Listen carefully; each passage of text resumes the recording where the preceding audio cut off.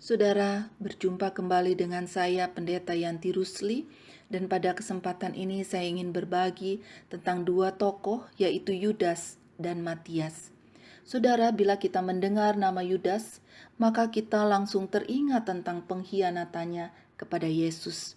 Padahal Simon Iskariot ayahnya memberi nama Yudas, artinya terpujilah Yahweh dalam bahasa Ibraninya.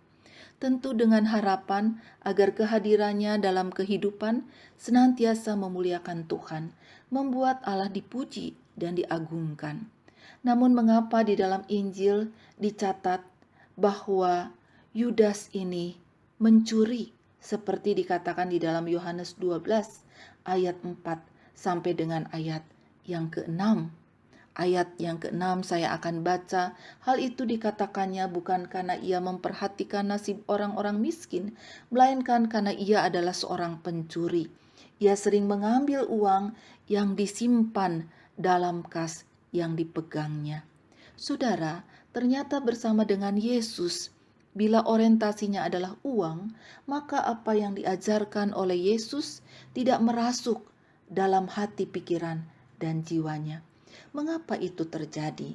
Lukas 22 ayat 3-4 mengatakan, karena Yudas mempersilahkan iblis masuk di dalam kehidupannya, sehingga mempengaruhi orientasinya, tujuan, dan panggilannya.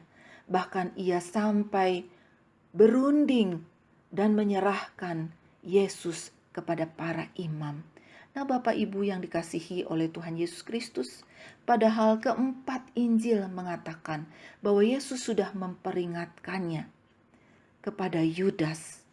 Dan apa yang terjadi dari akhir hidup dari Yudas sebagai murid yang tidak mau mendengar perkataan Yesus.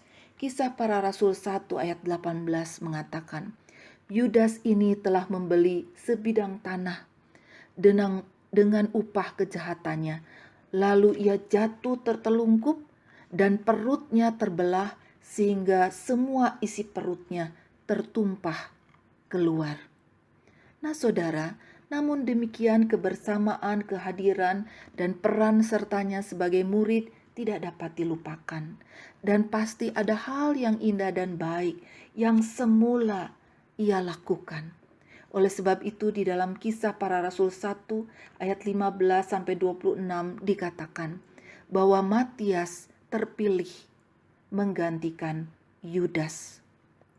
Matias terpilih karena dia adalah seorang yang senantiasa datang berkumpul dengan murid-murid Yesus, mulai dari baptisan Yohanes sampai kematian dan kebangkitannya.